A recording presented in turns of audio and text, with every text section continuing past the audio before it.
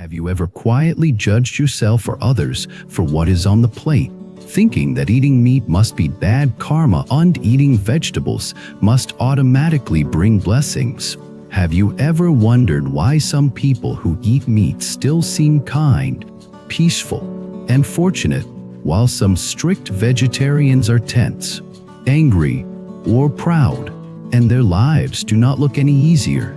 My friend, welcome back to the channel. Thank you for taking time out of your busy day to sit down and listen with your heart. Today we are going to talk about something that shows up in every single day of your life. Something so ordinary that you might forget it is actually a powerful spiritual practice: the simple act of eating. The original article that inspires this talk raises a sharp question. Is it really true that as long as you stop eating meat and start eating vegetarian food, you automatically accumulate merited blessings? Is the universe keeping a simple scorecard that says meat equals bad, vegetables equal good? Or is there something much deeper going on beneath the surface of your bowl? In this long, story-based explanation, I want to walk with you through 3 core secrets that decide whether your choices about food actually transform your destiny and blessings. First, it is not only what you eat, but why and how you eat that shapes your karma. Intention, attitude, and awareness are the real engines behind merit. Second, true compassion does not stop at the edge of the plate. You can eat vegetarian food with a cruel heart, and you can, in difficult conditions, eat meat with a humble, grateful, and repentant heart while sincerely moving toward less harm. The universe listens to the heart, not only to the menu. Third, your destiny is shaped by the overall vibration of your life: your thoughts, your speech, your actions, your gratitude, your self-restraint, your generosity, and your daily practice.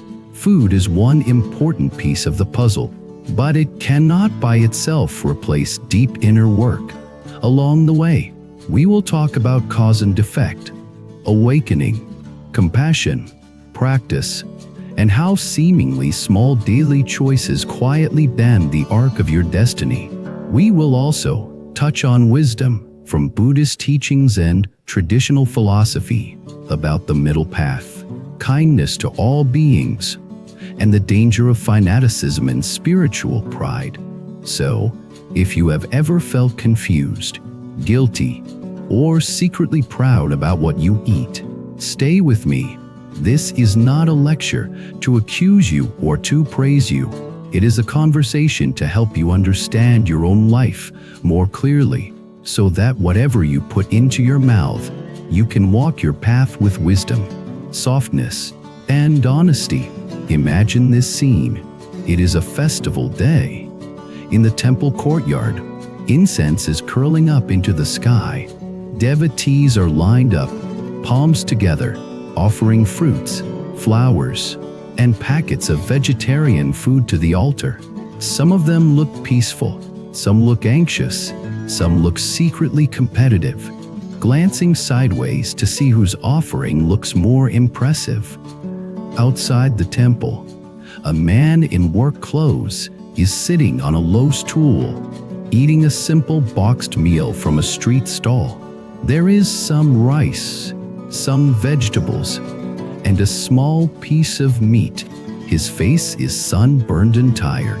Between bites, he quietly closes his eyes, and in his heart he says, "Thank you to all the lives and all the hands that made this food possible. May I use this energy well. May I harm less and help more." If you only look at the plates, you might think the temple crowd is closer to heaven and the worker is far behind. But if you look at the hearts, the picture changes. This is not to say you should ignore the issue of meat and killing. It is to say that spiritual life is not a costume you wear. It is a way your heart beats. Let us start with the first secret. Intention is the root of merit. Many people think of merit as points in a cosmic game. Do good, get points. Do bad, lose points. Eat vegetarian, get points. Eat meat, lose points. On the surface, this is not completely wrong, but it is terribly shallow. Karma, in a deeper sense, is the imprint left on your consciousness by your intentions and actions. When you act with greed, hatred, and ignorance, you plant seeds that grow into more suffering.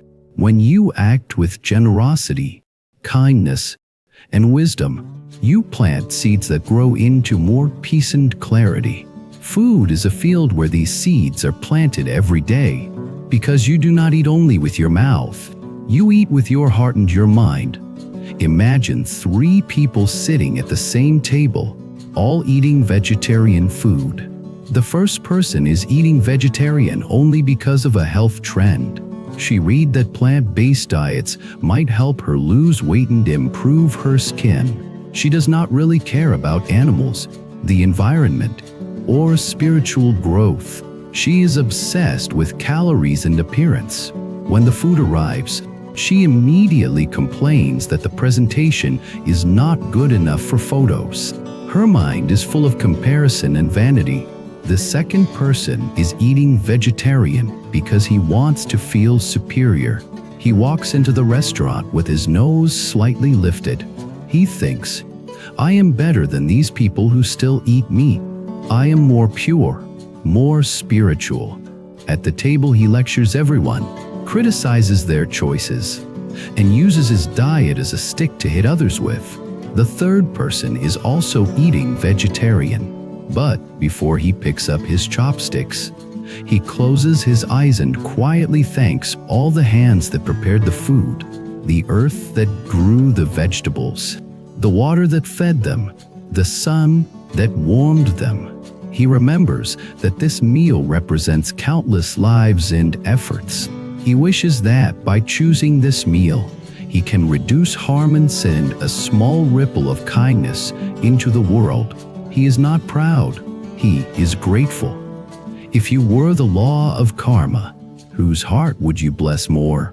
The outer action is the same. All 3 plates are free of meat, but the inner worlds are different. One is full of vanity, one of pride, one of humility and compassion. The merit planted in those 3 hearts is completely different.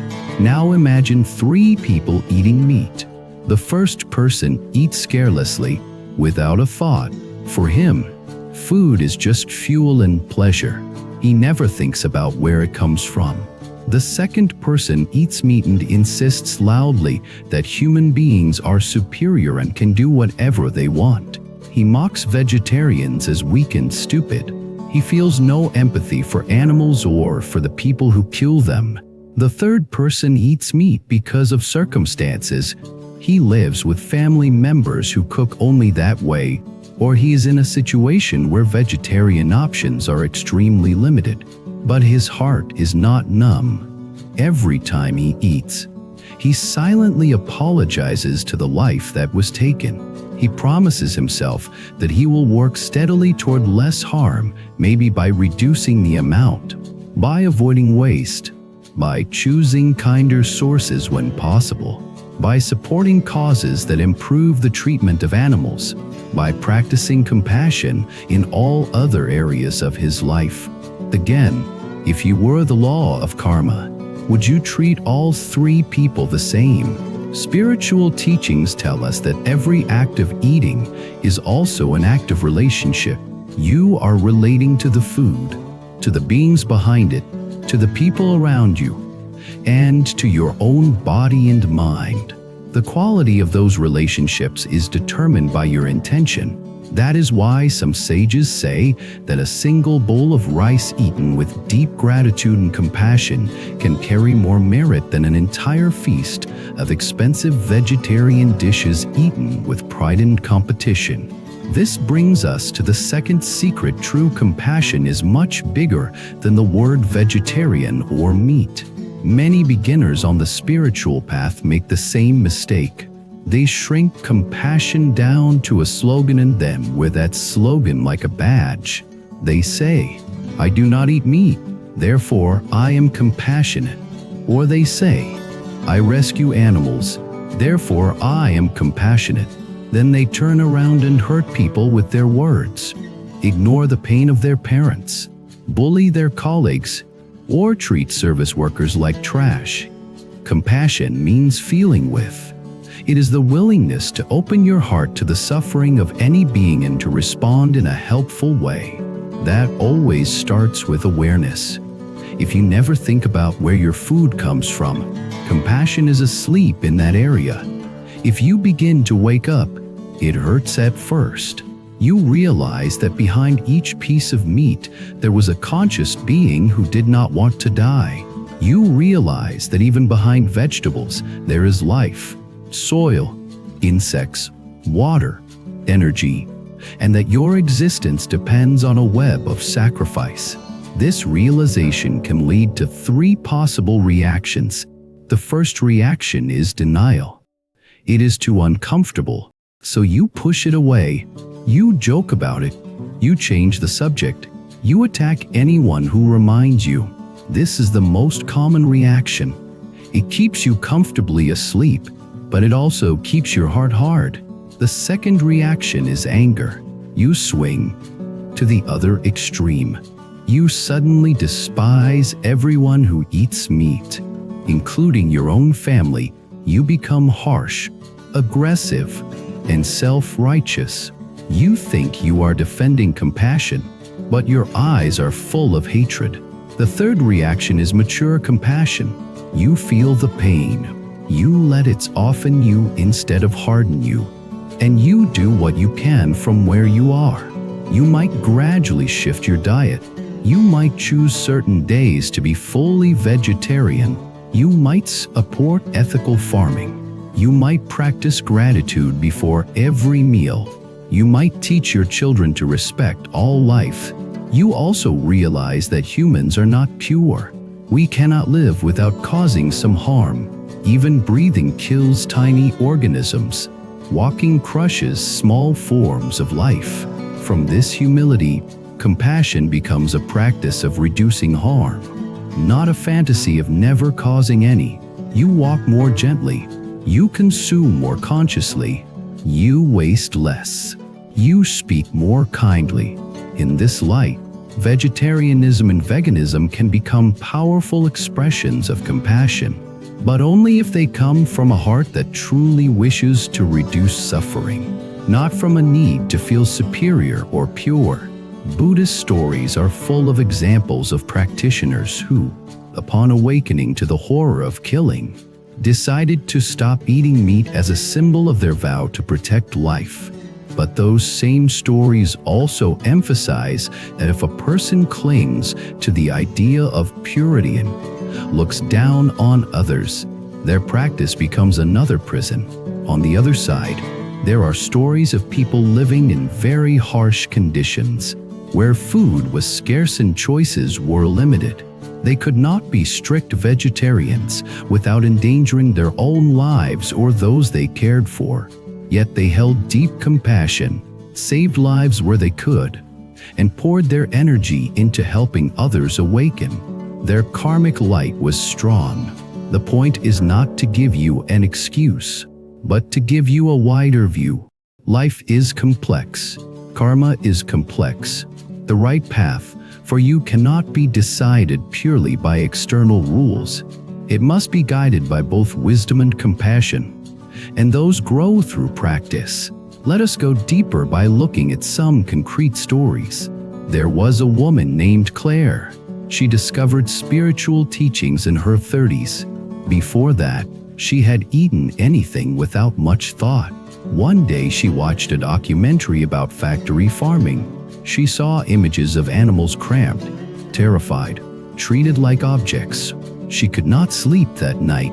The next day, she announced to her family that she would never touch meat again. At first, her family did not take it seriously, but she was serious. She cleaned out her kitchen, bought new cookware, and started reading recipes. However, as the months went by, something strange happened. On the outside, Her diet became pure. On the inside, her heart became harder. At family gatherings, she lectured everyone, criticized their choices, and refused to sit at the same table unless the entire menu was vegetarian. Her tone was cutting. When her elderly parents, who had eaten a certain way their whole lives, tried to keep up and made mistakes, she scolded them. Her father once whispered to a friend, "My daughter used to be gentle. Ever since she became vegetarian, she scares me." One day, during a temple visit, Claire told a monk proudly, "I am vegan now. I have great compassion for animals." The monk listened quietly and asked, "How is your compassion toward your parents, your partner, your colleagues?" Her expression froze. She felt as if someone had poured cold water on her. That question stayed with her. That night, she realized that in her obsession with defending animals, she was hurting the humans closest to her. Her compassion had become like a knife sharp, but cutting others. Over time, she softened. She kept her diet, but changed her attitude. She stopped forcing everyone around her. She cooked delicious plant-based meals and invited people to try them without pressure. She focused on being patient and kind. In that shift, her vegetarianism became real practice, not just a badge. The merit of her diet increased, not because the ingredients changed, but because the heart behind them did. Now consider another story. There was a man named Jason, working on a fishing boat in a remote region. He was born into a poor family of fishermen. Since childhood, he went out to sea with his father. He did not know any other way to survive. As he grew older, he began to feel a deep sadness about his work. He saw the fish flip and struggle. He heard the sounds of animals dying. At night, he could not shake the feeling that he was participating in something painful. But what choice did he have? He had no other skills, no savings, no education. The sea fed his family. Stopping overnight seemed impossible. One day, when their boat docked near a town, he walked past a temple and, almost without knowing why, went in. Inside, he saw images of compassionate beings holding all creatures in their arms. He saw a statue of a Buddha seated peacefully, hands resting in a gesture of fearlessness. Something in him broke. He knelt down and cried. A monk came over and listened to his story. Jason expected to be condemned. Instead, the monk spoke gently. "Right now, your conditions are limited," he said. "You cannot change your job overnight, but you can change your heart, your intention, and your direction." He suggested that before each trip, Jason could recite a short prayer, asking forgiveness from the lives he would take and expressing a sincere wish to find different work in the future. He encouraged him to avoid waste, to treat the animals' bodies with respect, to not kill for sport, and to use some of his earnings to support compassionate causes. He also gave Jason simple meditation instructions so that he could calm his mind and slowly awaken wisdom. Over the years, Jason did what he could. He recited, he apologized, he gave money to help the poor. He saved some birds and tangled in nets when he could. Eventually, with the help of friends and some unexpected opportunities, he left the fishing boat and found a different job. He never forgot the lives he had taken. Instead of running from that guilt, he used it as a vow to be kinder for the rest of his life. Now, if you compare Claire and Jason purely from the outside, you might say Claire is clearly better. She does not kill or eat animals. But if you look at their hearts and the directions of their paths, the picture is more nuanced. Claire had purity in food, but not in attitude at first. Jason had impurity in work, but a sincere heart and a strong wish to change. In the long flow of karma, the one who uses their situation to deepen humility and compassion may progress faster than the one who hides pride behind a pure diet. This leads to the third secret: your destiny and blessings are created by the whole pattern of your life, not by a single label like vegetarian or not. Many people want a simple formula. They ask, if I do this one thing, will I be safe? If I chant this many times, will my problems go away? If I stop eating meat, will I automatically get good luck? Spiritual teachings are kind but honest. They say, no, there is no single trick that cancels all karma. There is no single action that guarantees a perfect life. Your life today is the result of countless causes from past and present. Your actions, your words, your thoughts, your habits, your vows, your attitudes, your relationships. Some of these are from this lifetime, some are from before. Changing your diet can be a powerful step, especially if it is tied to compassion and awareness. But if you keep lying, cheating, exploding in anger, and drowning in greed, then simply changing what is on your plate will not magically erase all consequences. Think of your life as a vast garden. The seeds you plant are your actions and intentions. The soil is your mind.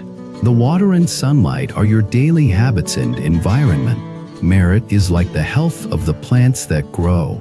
Now, switching to vegetarian food is like planting a new kind of seeds of non-killing unrespect for life. That is good. But if at the same time, you also pour poison on the soil by constantly cultivating anger, jealousy, pride, and deceit, the new seeds will struggle. On the other hand, if you still have some old seeds of killing and harm that are ripening in this life, but you begin to plant many new seeds of kindness, patience, generosity, and wisdom, you can gradually shift the overall quality of the garden. This is where spiritual practice in daily life becomes crucial. Every time you restrain your anger instead of hurting someone with it, you plant a seed. Every time you speak honestly instead of lying for convenience, you plant a seed. Every time you give up a selfish desire to help someone in real need, you plant a seed. Every time you sit down, watch your breath, and gently bring your attention back from endless distraction, you plant a seed. Every time you look at your food and remember that this bowl represents countless lives and efforts, and you choose to eat with gratitude and compassion, you plant a seed.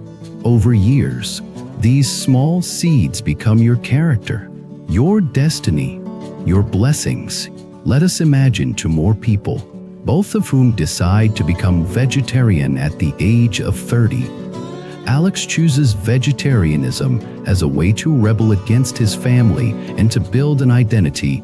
He loves to argue online. He spends hours attacking anyone who questions his views.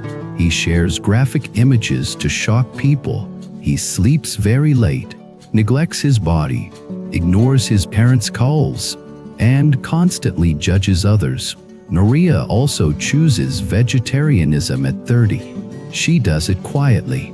She explains to her family that it is important to her and asks for their understanding, but she does not pressure them. She tries to cook dishes that everyone can enjoy. She practices listening. She volunteers once a week at an animal shelter and once a month at a home for the elderly. She meditates regularly, not for show, but because she wants to understand her own mind. 10 years later, whose destiny will have changed more deeply? Alex may have some merit from avoiding killing, but he has also accumulated a lot of anger, pride, and harm from his harsh words and neglect of family. He lives in an inner war. Maria has the same dietary choice, but her heart has softened. Her relationships are deeper. Her mind is clearer. Her merit comes not only from what she avoids, but from what she actively cultivates. This is the difference between using vegetarianism as a costume and using it as one expression of a larger path of awakening and compassion. Now, you might ask, what should I actually do right now in my own life? If you currently eat meat and feel guilty, beating yourself up is not helpful. Guilt without action becomes a heavy stone on your chest. Instead, start with honesty. Acknowledge clearly, yes, my eating involves killing. I do not want to look away from that anymore. Then, ask, within my real conditions, what steps can I take to move toward less harm?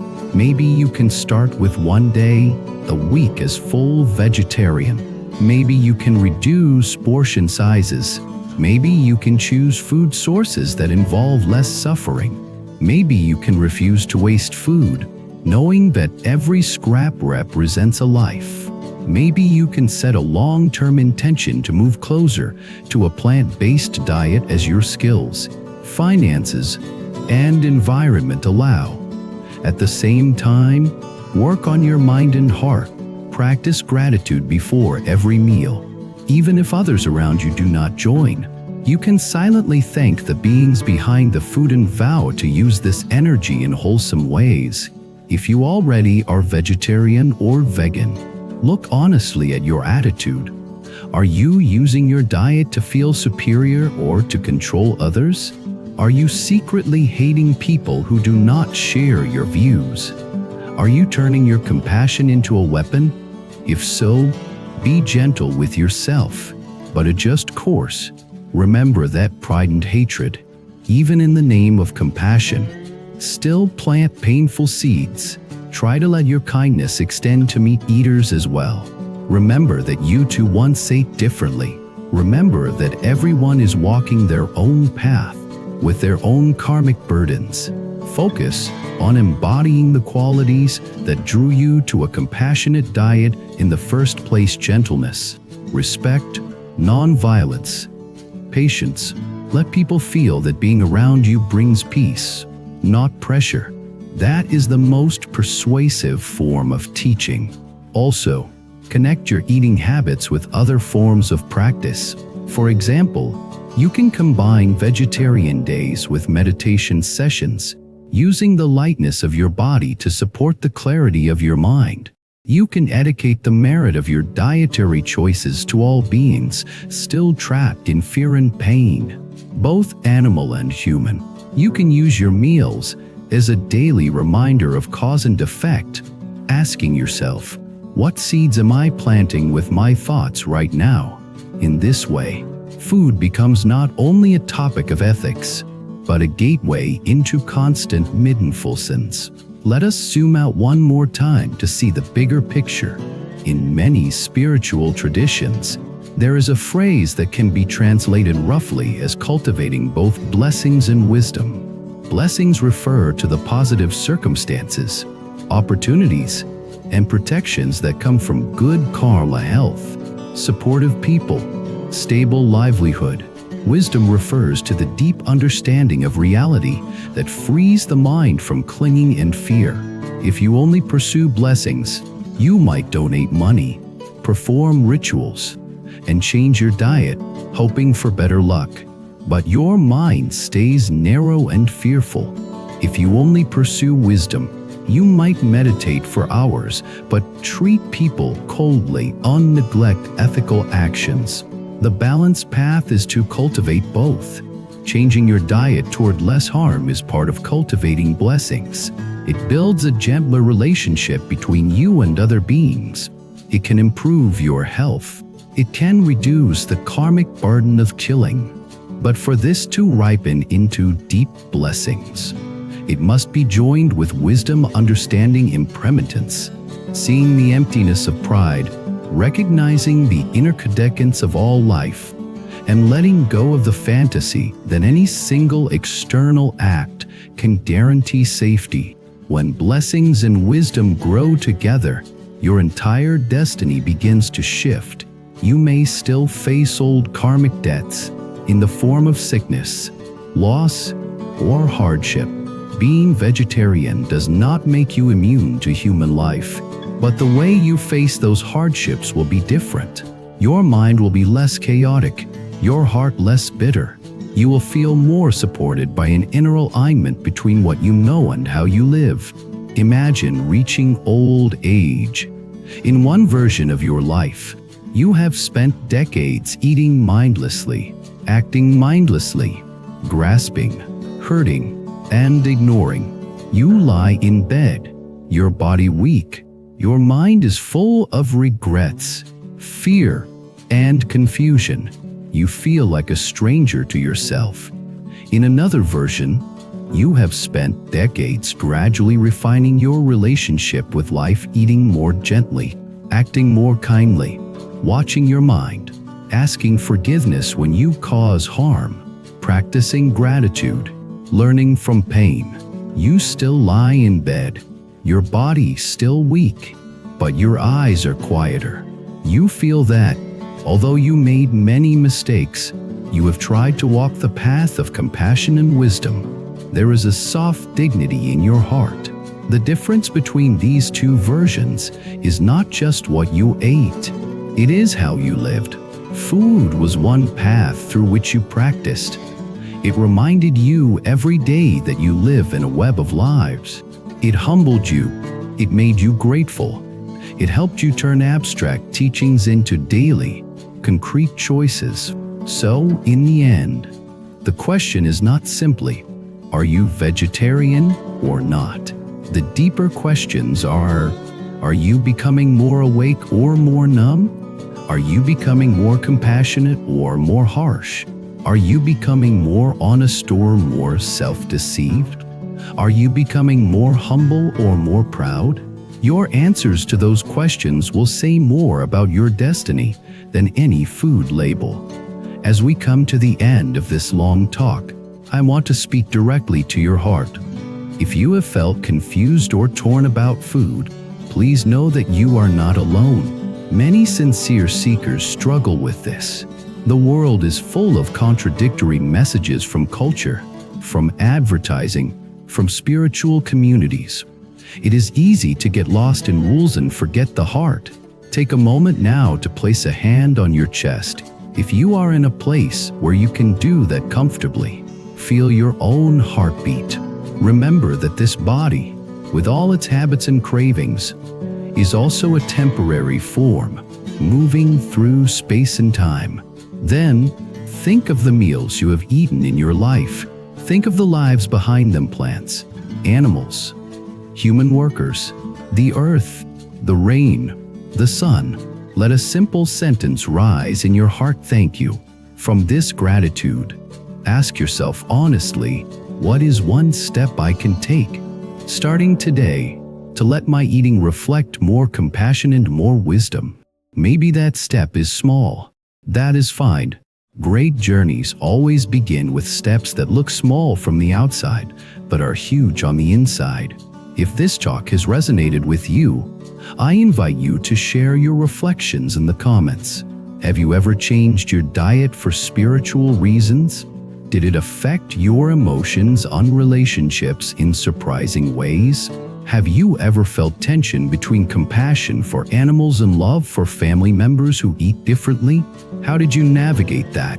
Your story might be the encouragement someone else needs tonight as they sit in front of their own plate, full of questions. If you would like to support this channel so we can keep creating long, honest, heart-centered content like this, you can subscribe, click like, and share this video with friends. If you feel drawn to walk even more closely with us, you can consider joining as a member, which helps sustain this little space for reflection and wisdom in a noisy world. Thank you for staying all the way to the end. In a time when eating has become rushed, distracted, and commercialized, your willingness to slow down and look at the karma behind each bite is already a profound act of awakening. May every meal you eat from now on become an offering to life, to wisdom, to compassion, and to the countless beings whose stories are quietly held in every grain. every leaf, every drop. This is Article 6 in this batch, and it is not the final one. There are moments when you see something and your heart simply whispers, "This one is meant for me." Bracelet carries more than beads. It carries intention, protection, and quiet strength. Something to guide your thoughts and keep your spirit steady. If you felt that gentle pull toward any of the bracelets shown, the purchase link is waiting in the description, and the full collection is displayed on our channel store. Follow your intuition. It rarely leads you wrong.